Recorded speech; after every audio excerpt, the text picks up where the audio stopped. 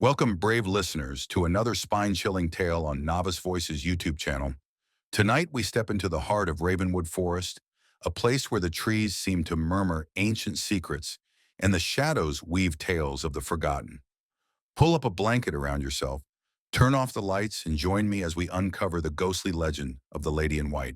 Ravenwood Forest sits on the outskirts of a quiet, overlooked town in upstate New York. By day, it's a dense expanse of towering pines, twisted oaks, and moss-covered stones. But when night falls, the air thickens, and locals whisper of an unnatural presence. They say it's her, Amelia Hawthorne, the Lady in White, who's haunted these woods for over a century, her sorrow etched into the very roots of Ravenwood. Amelia was a young woman, deeply in love with Thomas Reed, a logger who worked the forest's edge. They were to marry in the spring, their future bright with promise. But that winter, a ferocious snowstorm swept through Ravenwood, and Thomas vanished while felling trees deep in the woods.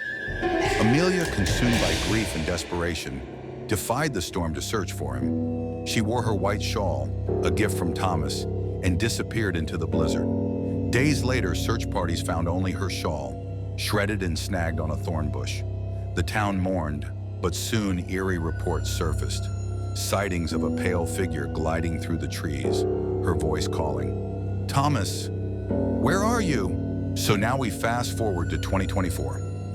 Four college friends, Jake, Mia, Liam, and Sarah, decided to camp in Ravenwood for a weekend adventure. They'd heard the ghost stories, passed around like urban legends, but dismissed them as spooky nonsense. Jake in particular bragging he wasn't scared of no ghosts. So equipped with tents, a cooler of drinks, and a playlist of party tunes, they pitch camp near the forest core, where the canopy blocks out the stars and the silence feels alive. The first night was all laughs for the four friends, roasting marshmallows, telling bad jokes, and dancing to music under the moonlight. But around 3 a.m., Mia jolted awake, her heart racing. She heard something, a faint, mournful voice drifting through the trees. "Thomas, where are you?" She tried to convince herself it was a dream, but when morning came, she found something that freaked her out. Small, barefoot footprints circling their campsite, pressed lightly into the damp earth. The others laughed it off. Maybe a hiker, Liam suggested, but Mia's unease lingered. On the second day, the group, fueled by curiosity and Liam's bravado, decided to hike deeper into Ravenwood.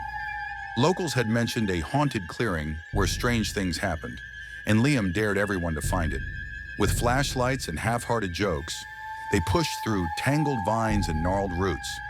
The forest seemed to close in, the air growing colder, the sounds of wildlife fading.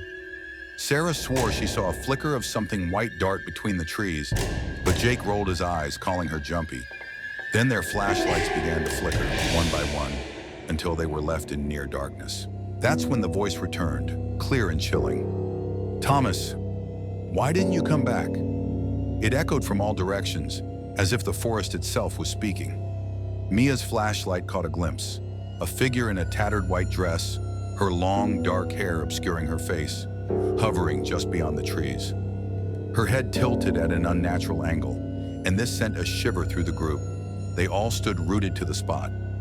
Sarah screamed, and the figure vanished, leaving only the rustle of leaves. Panicked, the friends sprinted back to camp, their previous laughter now replaced by fear. At the campsite, the group argued fiercely. Liam insisted it was a prank, maybe locals messing with tourists. But Mia pointed out the barefoot prints, fresh ones now leading straight to their tent. Inside, they found something that wasn't theirs, a rusted locket engraved with the initials AH. Jake, ever the skeptic, opened it, revealing a faded sepia photo of a young man who bore an uncanny resemblance to Thomas Reed. Based on Old Town records they'd skimmed for fun. Sarah's hands trembled as she whispered, "What if she thinks Jake is Thomas?" The blood drained from Jake's face as he went pale as a ghost. The friends decided to leave at first light, too shaken to stay another night. But as they tried to force themselves to sleep, the whispers grew louder, circling the tent like an invisible predator. "Thomas, you left me." Sarah broke down in tears, convinced Amelia's ghost was fixated on Jake. Mia, clinging to logic, suggested they leave immediately, But when they checked their car keys, they were gone. In their place, a small pile of pine needles lay on the ground, arranged in the shape of a heart. At 3 a.m., the temperature plummeted, and the tent flaps rustled despite the still air. Then impossibly, the lady in white appeared. Not outside, but inside the tent. Her pale face was gaunt, her hollow eyes fixed on Jake. Her voice was a venomous hiss. "You can't leave me again?" The locket in Jake's pocket began to glow, burning his skin through his jacket. The group screamed, scrambling out of the tent and running blindly into the forest, the ghosts' wails echoing behind them. They ran through Ravenwood, branches clawing at their clothes, the forest seeming to shift around them. The whispers followed, now mixed with faint sobs. "Thomas, I waited." Then Mia tripped, scraping her knee, but Liam quickly pulled her up. Sarah kept glancing back, swearing she saw the white figure gliding closer. After what felt like an eternity, they stumbled into a wide, moonlit clearing, named the Haunted Clearing.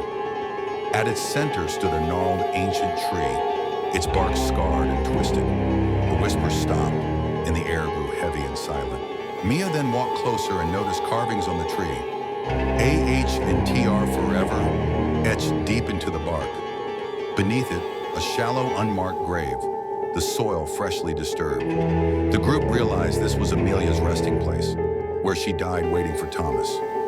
Sarah clutched Jake's arm, whispering, "She's tied to this spot, and to you." As they stood frozen, the locket in Jake's pocket vibrated, and a faint, cold hand brushed his neck. He gasped, dropping the locket, which sank into the soil as if pulled by an unseen force. At that moment, luckily for them, dawn's first light broke through the forest's canopy, the oppressive weight becoming lifted. The group found their car keys inexplicably at the clearing's edge, glinting in the grass. They fled Ravenwood, vowing never to return. Back in town, they dug into old records and learned Thomas's body was found years after Amelia's death, just miles from the clearing. He'd survived the storm, but succumbed to exposure, lost in the labyrinthine forest while Amelia searched for him. Her spirit, bound by grief and betrayal, still wanders, mistaking strangers for her lost love. Ravenwood Forest remains a place of dread. Locals steer clear, and those who enter report strange phenomena, whispers in the wind, cold spots, or glimpses of a woman in white. Is Amelia Hawthorne doomed to search forever, her love turned to torment? Or does her spirit linger as a warning, guarding the secrets of Ravenwood's depths? What do you think, listeners? Have you ever felt an eerie presence in the woods or crossed paths with something you couldn't explain? Drop your stories in the comments below. If this tale sent shivers down your spine, smash that like button and subscribe for more creepy stories every week. Thank you for venturing into Ravenwood Forest with me. Until next time, keep your flashlight handy and listen closely for whispers in the dark. This is Novel Voices signing off.